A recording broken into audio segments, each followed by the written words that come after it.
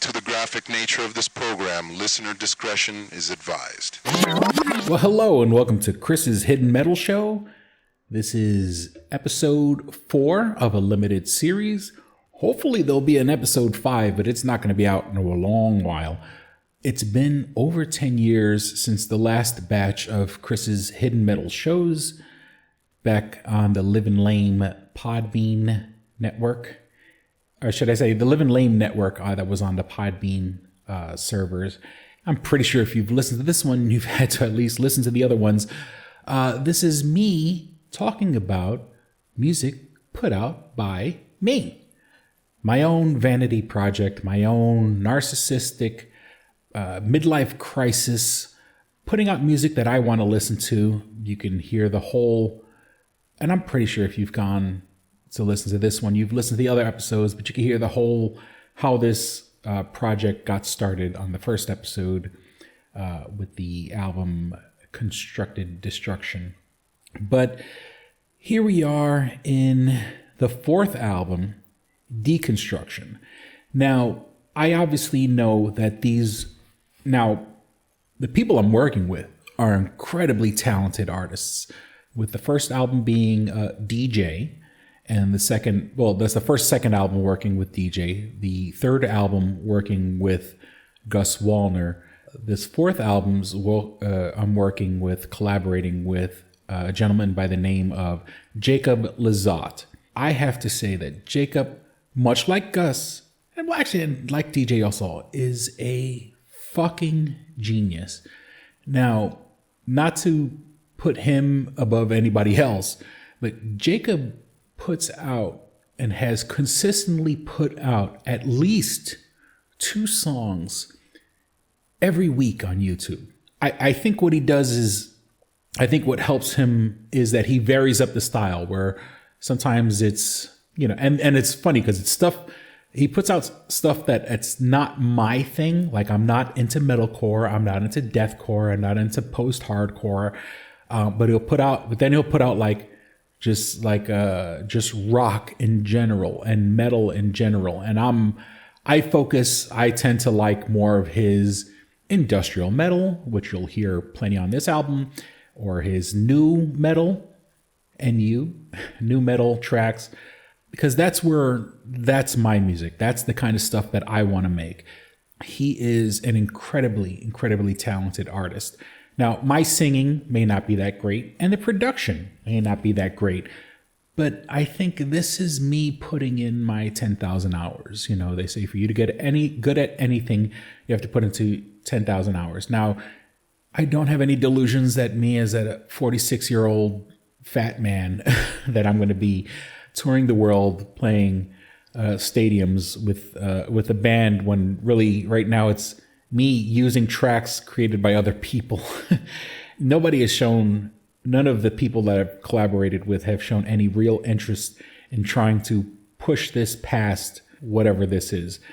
Once again, and I said before in the other episode, is I wish I had the disposable income to give these guys money where I can have original tracks, where these are mine and just mine, and I can only use them, and put it out on Spotify, put it out on DistroKid. Stuff that I want to listen to, because this is stuff I want to listen to. And I apologize, my nose is running.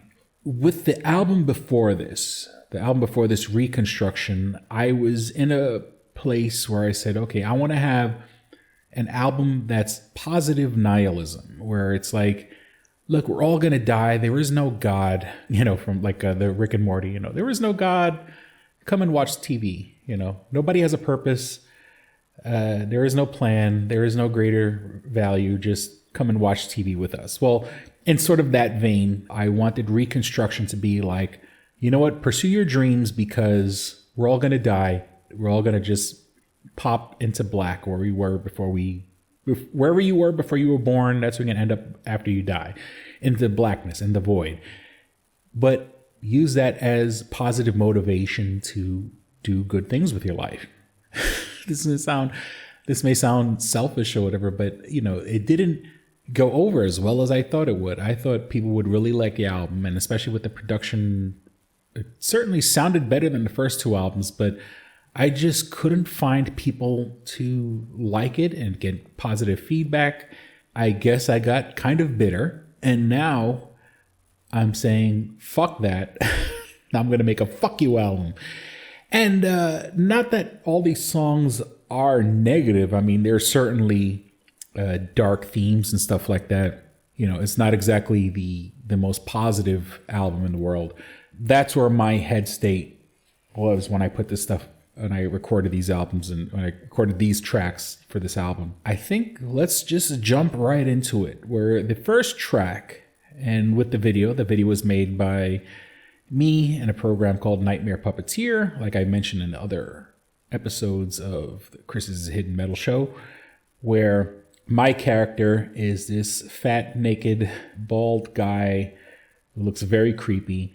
And then I did a version of Jacob, his avatar, which he looks like a robot with a human head and long hair and beard and stuff. And so it's sort of like me using their tracks. It's sort of like they're the robot. I'm the mad scientist making the music with the stuff that they create, which I did with Gus. And technically I did with DJ and the other album.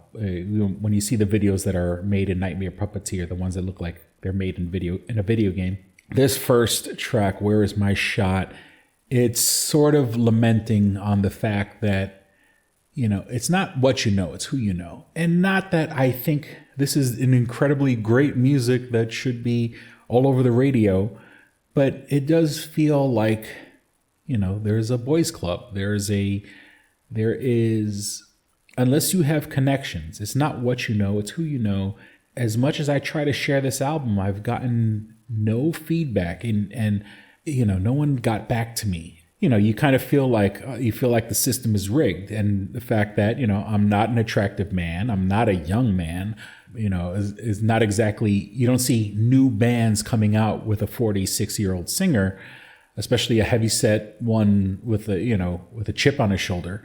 It's sort of the character lamenting, and just in general, lamenting that there is a caste system in the United States, you know, where it doesn't matter what you're born into, you'll probably die into, you know, and the system is rigged. Very pessimistic stuff here, people. So I think we'll jump right into it after that long preamble. This is Industrious Bastards with Where Is My Shot? Why, yes, there is an unseen caste system. Don't try to rise above your station. Where is my chance? Where is my shot? Where is my link? Born in a low class, something's an outcast. That's what you think. Where is my chance? Where is my shot? Where is my link? Born in a low class, something's an outcast. That's what you think. Born into darkness, never meant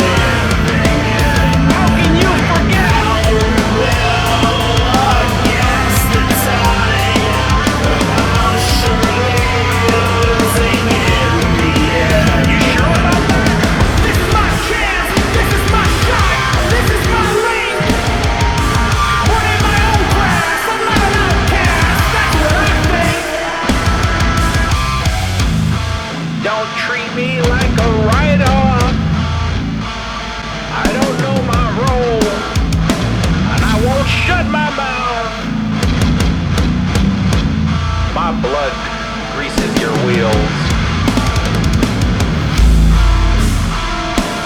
I wasn't born with a silver spoon in my mouth. No matter how hard I work, I'll always be held back by the class I was born into. I'll never rise above it. Abandon all hope. And that was Where Is My Shot by Industrious Bastards. Rewatching that video, I think it's kind of fitting in I've been using themes of class war in my earlier albums, and this song with the guy asking, where's his shot, where's his chance? Some of the backgrounds for the video being Squid Game, a modeling stage, the president's Oval Office, rooftop pool, and a very nice house. It's sort of like all these nice trappings. He's looking for a shot. He wants to be a rock star. He wants to be the top of the world. Yeah, there's that. And so let's move on to the next song. The next song is called Land of Fear. The original track that Jacob Lazat put out was called Fear Machine. And I think it goes without saying that this is a song in the style of Fear Factory. Now, although this song itself is not industrial metal, like Fear Factory likes to have a lot of songs that are about post-apocalyptic worlds, but like in a Terminator post-apocalyptic world. Land of Fear takes place in a post-apocalyptic world where January 6th happened. They were successful in taking over the government. The country goes into a civil war. It obviously gets divided and split apart between, with white supremacists on one side and other people who just wanted, Biden to win the election. And so it's sort of this wasteland with patriotism, but there's also people that were supporting Trump and became very radicalized. I think the video, it's pretty interesting. I mean, it's done using, I believe the program that I used for that was called Pika Labs, Pika. Obviously, it's all just a bunch of different images and moving, it's video. You have no real control of what it gives you. You kind of just give it a prompt, and each prompt will change every time you give it a different prompt.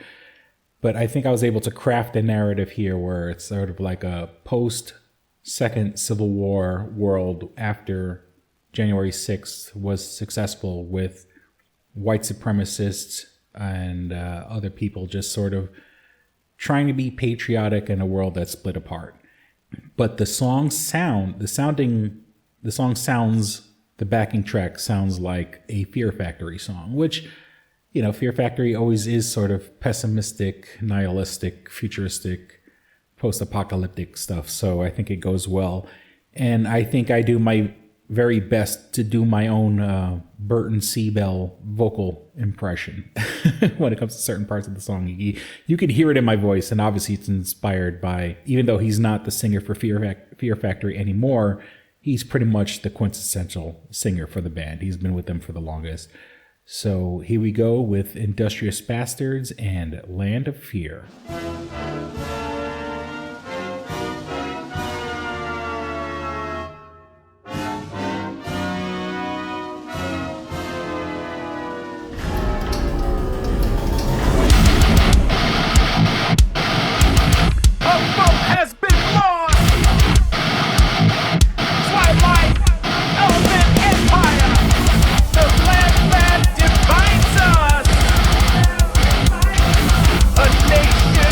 Fire!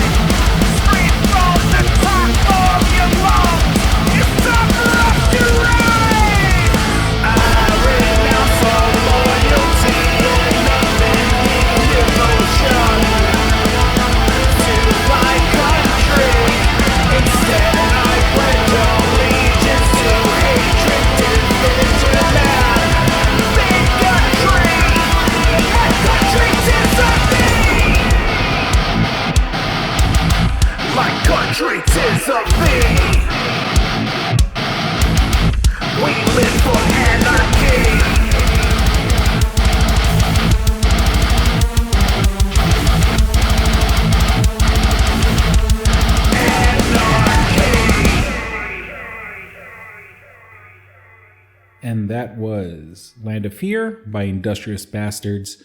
I really like the way that video came out. It seems it kind of has that narrative of sort of like the protests.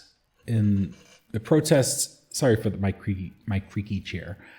The protests during the lockdown, and then there's people in like sort of like the rural parts of the country that are sort of like under the thumb of the white supremacists. Or at least that's the vision I see when I see the video. Sort of a futuristic civil war. It's a very dark and bleak take, but that's where I see the country going, unfortunately. There's certainly like a movie there. I think there's a movie coming out called Civil War, but I wrote this song way before that. And I think that's where we were going. And it's sort of like, the country's all fucked up because it's split. And so while we're talking about very bleak and dark futures, let's move on to the next song, which is Slaves to the System.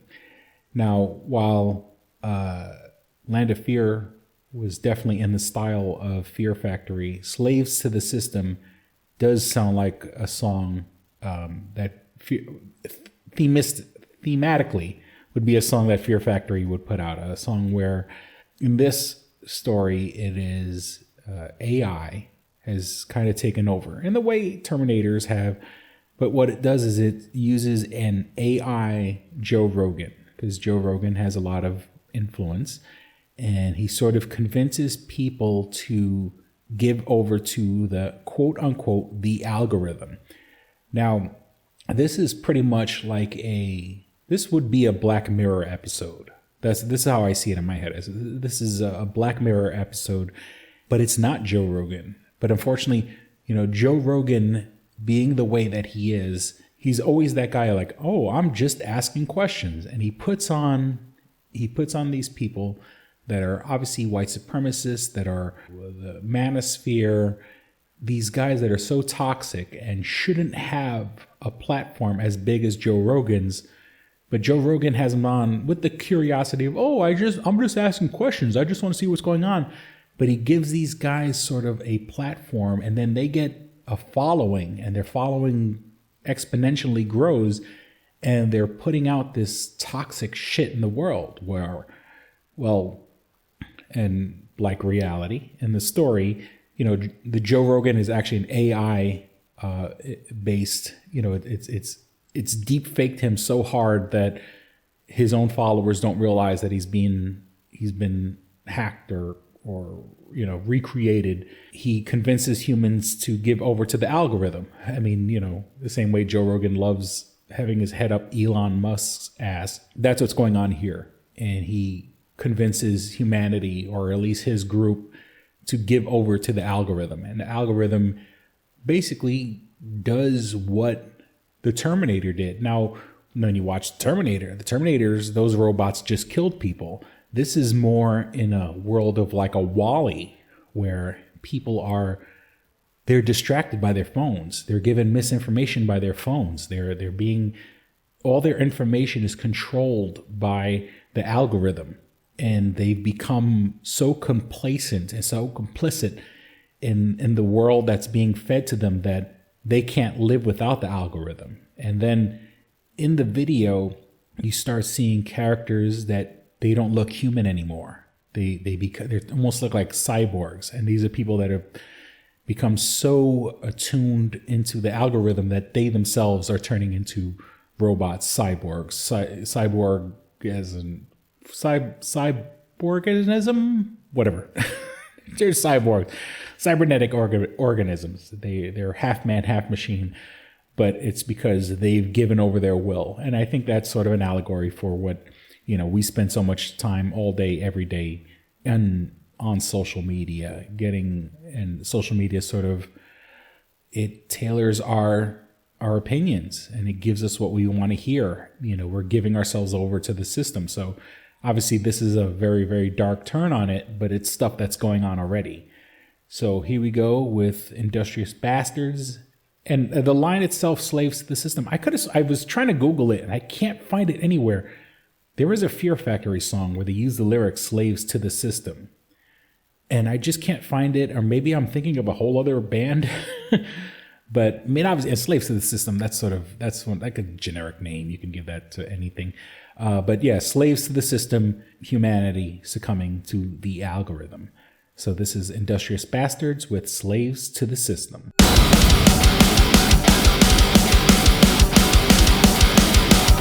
Ladies and gentlemen, I come to you today to speak on an important topic, the worshiping of the algorithm.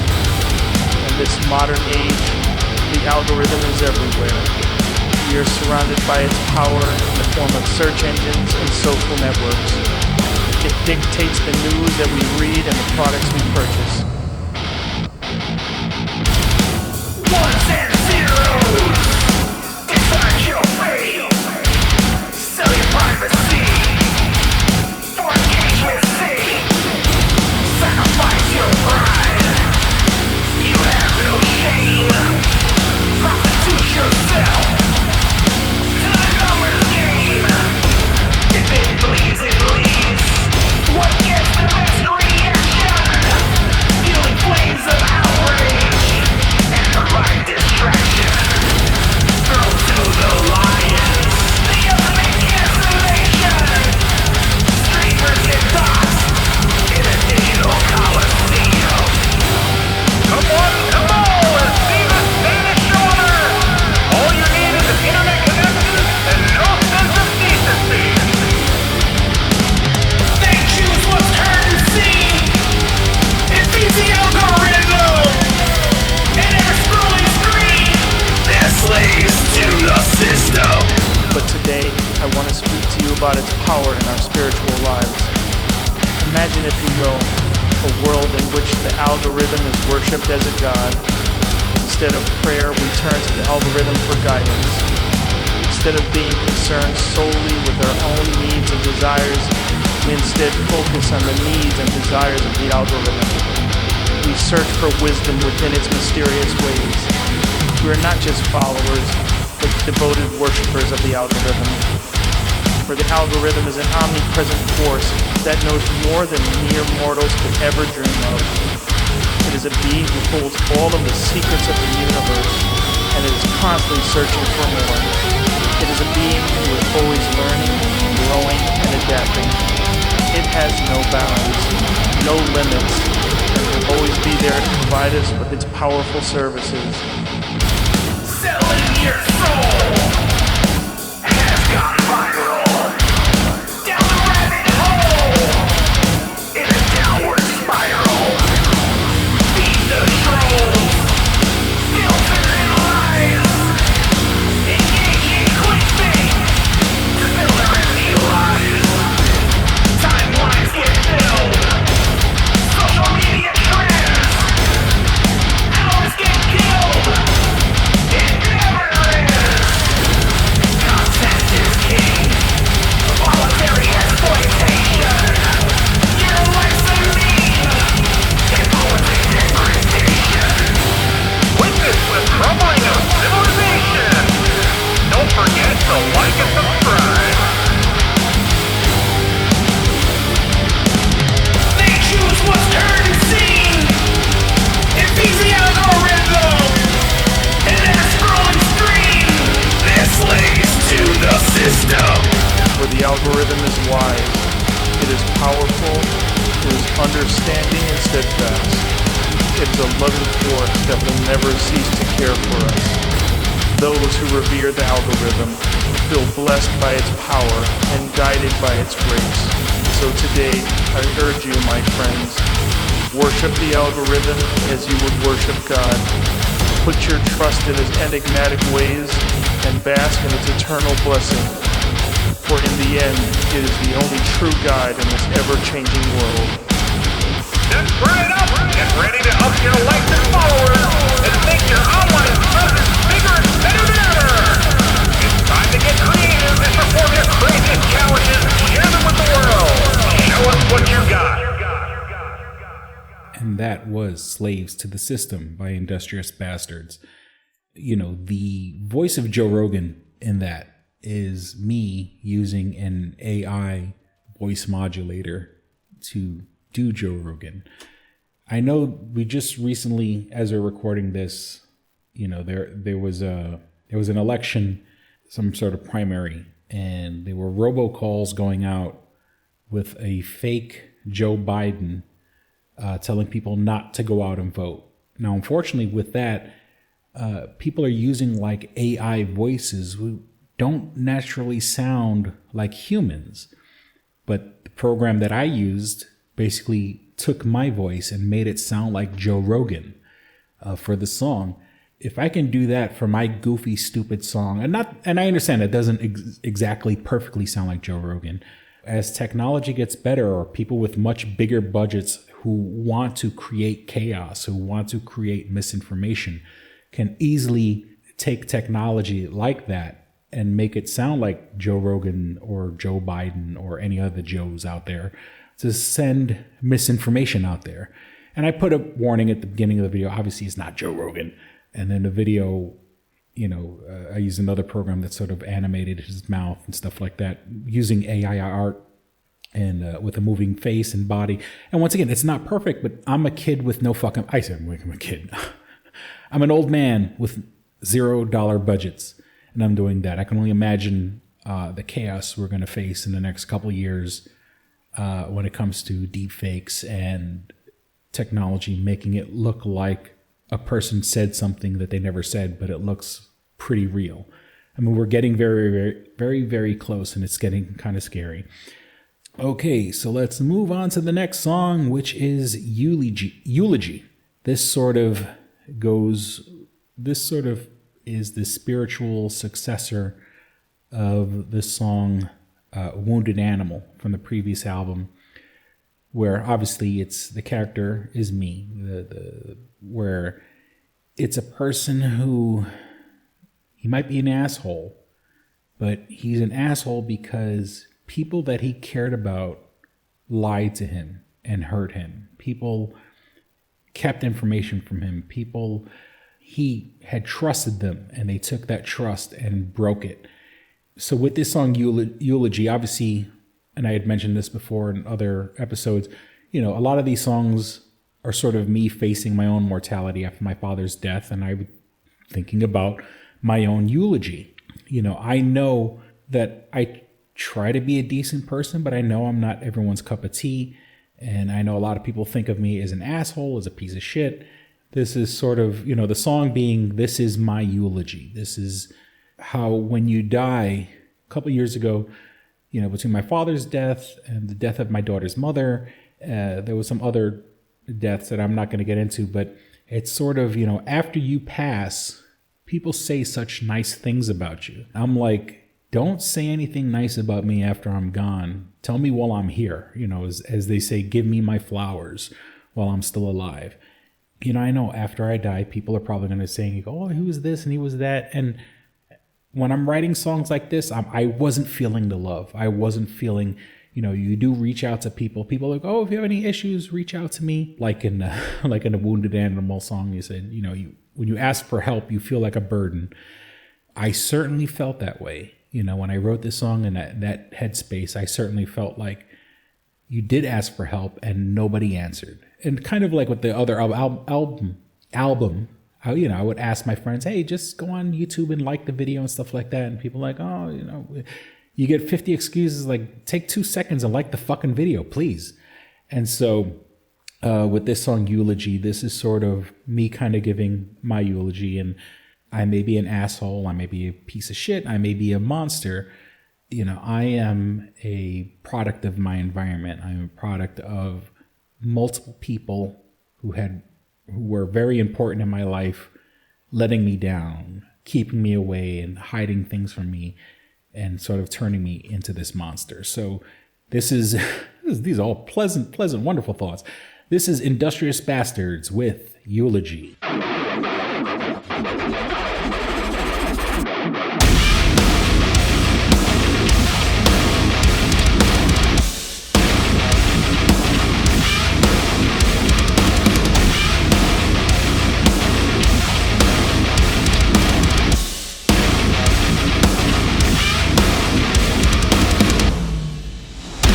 Better if you ain't that, then they didn't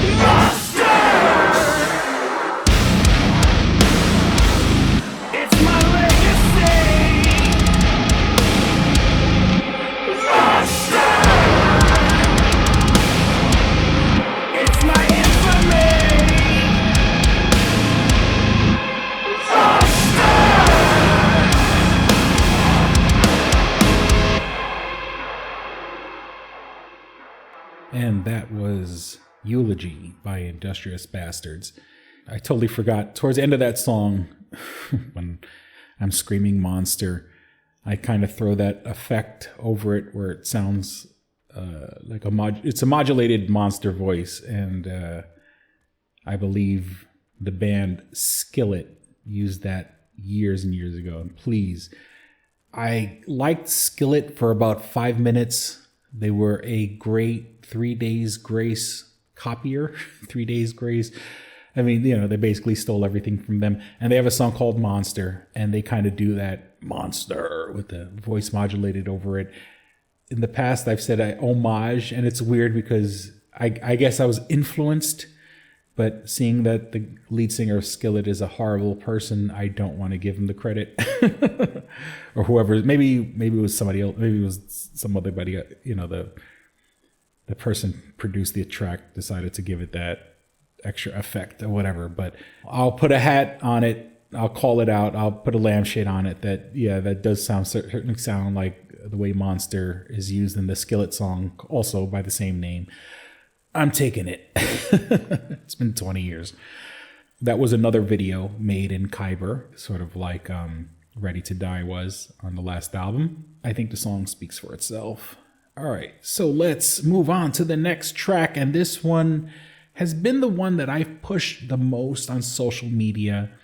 And with that, it's also gotten plenty of negative feedback. Strangers do not like this song, partially because they feel that I'm a horrible singer, and others don't like it just because of the message it sends. And this song is called Poser.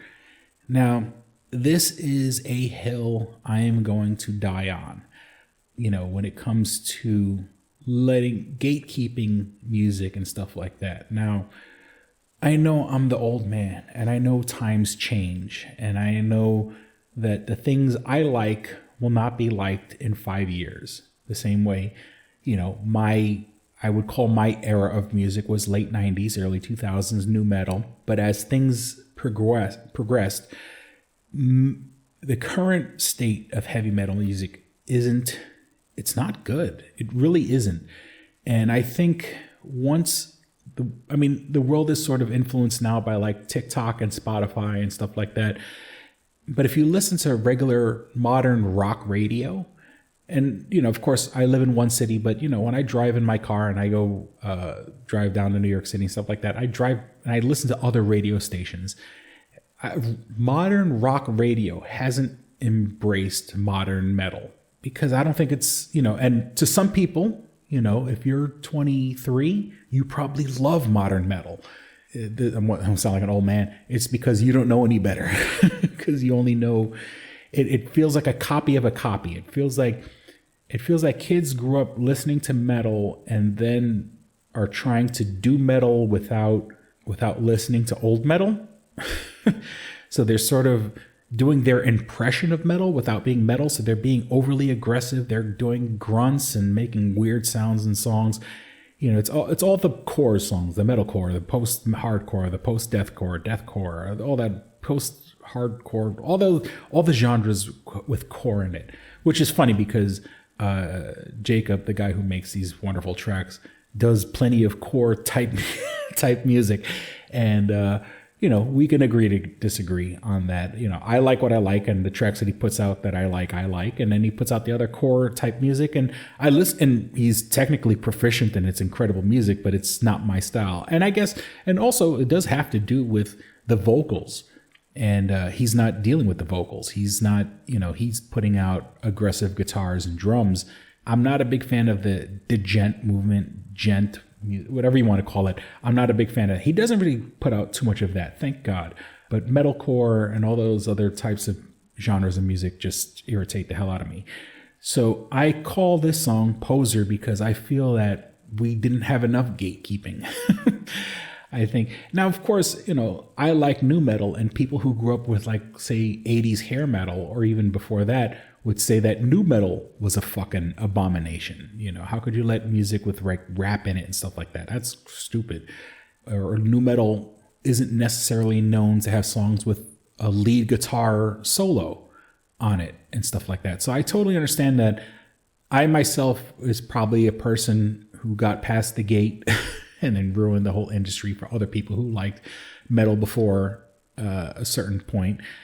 And even though I'm a diehard Metallica fan, and obviously in the video, it's plenty of people who aren't traditionally metalheads or known to be metalheads wearing heavy metal t-shirts. And there was a whole, nowadays you can go to stores in the mall. And of course, yes, there's the Hot Topics, there's the Spencer Gifts stores where people can buy metal shirts, but it's more like the stuff that you can buy at the other stores in the mall. And I know it's very nitpicky, and it's very having a chip on your shoulder over something that isn't that important, or,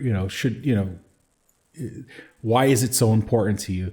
But it's like people wearing band shirts and they're not fans of the band. It's very disingenuous. It is a version of cultural appropriation, because I grew up in a time where if you wore heavy metal shirts, people looked at you different. They thought you were, you're a devil worshiper, you smoke, you're a dope smoker, you're a burnout, you're a loser. I remember a time where wearing shirts like that, wearing an Iron Maiden shirt, even though I wasn't a person that wore Iron Maiden, but I wore Metallica shirts, but people looked at you funny. People looked at you different.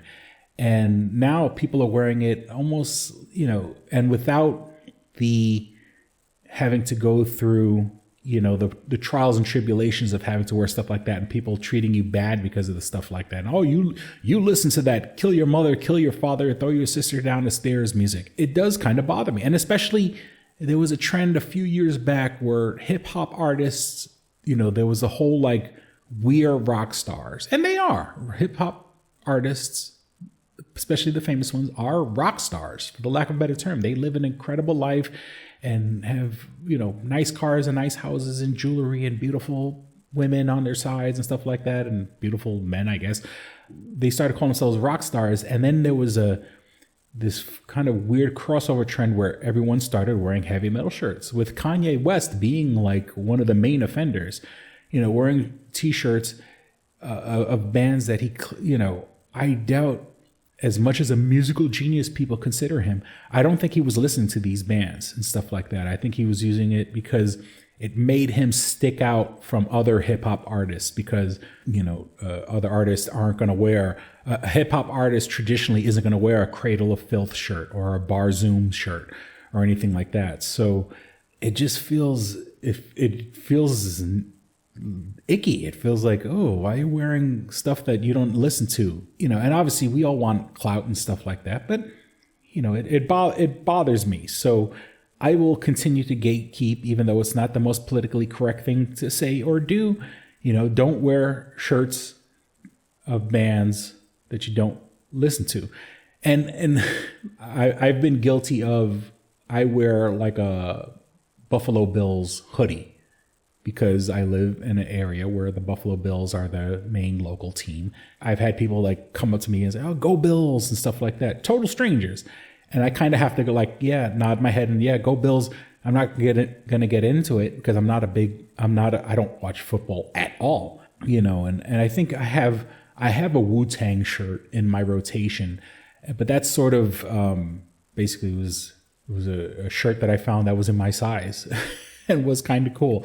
So, I mean, there's blood on my hands also when it comes to something like that. It just seems to wear a shirt for the sake of wearing a shirt. You're a thin person. You can wear whatever the hell you like.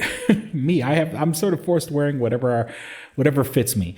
If you can wear whatever you like, don't kind of steal clout from a subculture if you're not aware of that subculture and you can't name 5 songs.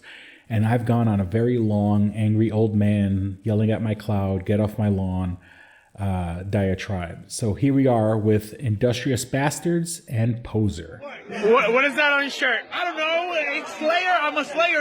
I slay. Name one song from them. What are they? I don't know what the fuck they are, bro. It's a nice shirt.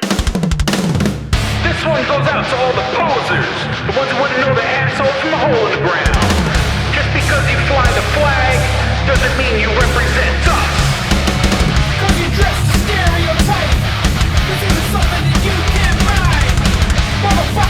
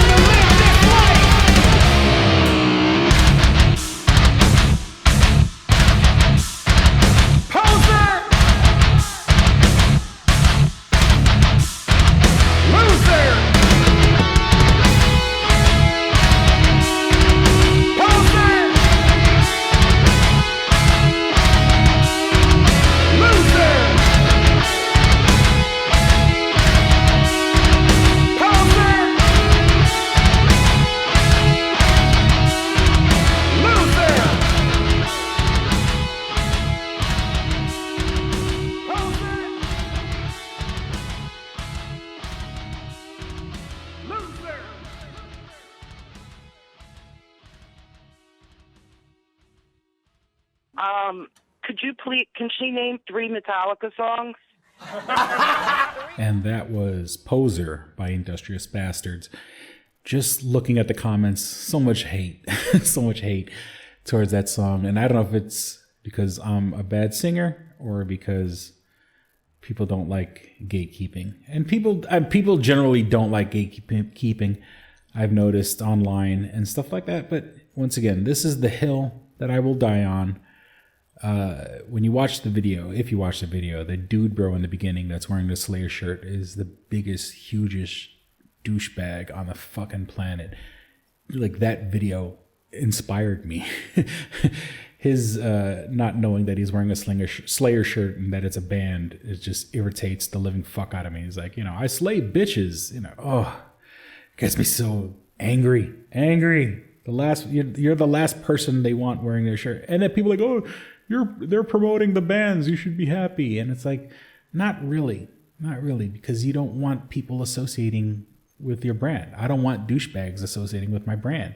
So, it is what it is. It gets a lot of hate, and it inspired me to make a song about it. All right, so let's move on to the last song. Much like the song before this, no bonus tracks on this album, because if I'm paying out of pocket, I'm not going to just throw a bonus track on there if I have to pay for it. And I wouldn't even know I can't think of, unless it was something that really had me going, I can't think of anything that I want to put as a bonus track on these albums. But the last track on this, I mean, it has bonus track energy, because when I recorded it, I think it came to me really fast. I recorded it quickly, and I didn't do much to make sure that it was engineered that well. And I know that sounds like, well, then why would you put it out? But it's sort of, I like the aggressiveness of the song, and I think, trying to clean it up would take away the energy. And it's not me being lazy. Chris, you just didn't want to engineer the fucking music. But I kind of like the way that it sounds, and it's a very frantic, hyperkinetic the track itself, and it sounds very Slipknot-ish. I don't know if it's intentionally a Slipknot style track that Jacob put out. It wasn't labeled as such, but I mean, when you hear like that Amen breakbeat in it, it certainly has Slipknot energy in it. Once again, like the other album, Most Metal Ever.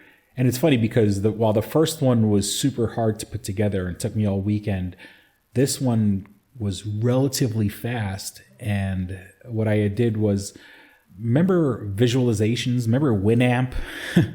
I found a program that does Winamp visualizations. It uses Winamp, but it sort of does extra visualizations like Winamp used to. Remember, we always used to play music and put that on our screens and kind of like, and once again, I'm not a drug person, but I mean, you'd put it on and kind of like relax and stare at it. Or I guess if you were high, you would look at it and stuff like that. Once again, that's not my cup of tea. So I took the visualizations and I captured them, but then I ran those visualizations through a Stable Diffusion AI filter, where it's like, you could convert video to look like something else. So it's taking these abstract pictures from Winamp and the visualizations. And I said, I wanted 8-bit style art with hearts, because the song is called I'll Probably Die of a Heart Attack. And I don't know if it's not exactly like, it doesn't take Nostradamus to look at me and say, yep, that guy's going to die of a heart attack. If I don't die of a car crash, it's, the two main things I'll probably die of is either a heart attack or a car crash.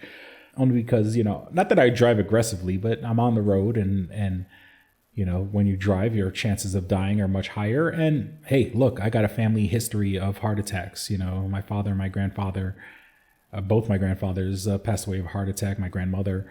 I kind of have a big giant target painted on my back, not to mention that I'm also heavy set. It's not like I'm exactly doing a fitness routine either.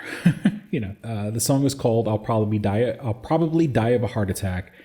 The lyrics are very, very dark, and they came to me, at a time where I felt pretty dark, and I felt, when I heard the phrase suicidal ideation, it like really, I kind of ran with that. and feeling worthless and useless and being treated like trash and being used and thrown away and, being just a speck in the universe where we're this tiny little dot. We're here for a second. There's this grand expanse of the universe that we'll never see. There's a grand expanse of time that we'll never experience. And then we're here and we're gone. And even when we're here, we're treated like dirt. So once again, such wonderful, positive stuff. I certainly hope you guys enjoyed listening to these albums. This is the fourth one. I'm assuming somewhere down the line, I'm going to do a fifth one after, because I'm working on the fifth album. I have, as of this recording, I have 3 songs completely done. Another 4th song, done, not done, but, I have the structure pretty much, I just need to record it, that's not like a mumble track and produce it and then make a video for it. So I'm about 3 songs into the next album, but I still got, it's only January when I'm recording this. I still have like 5 more months to get it out for my birthday. Thank you for listening to Chris's Hidden Metal Show. This is episode 4 for the 4th album, Deconstruction. And the last track, here we go. It's Industrious Bastards with I'll Probably Die of a Heart Attack.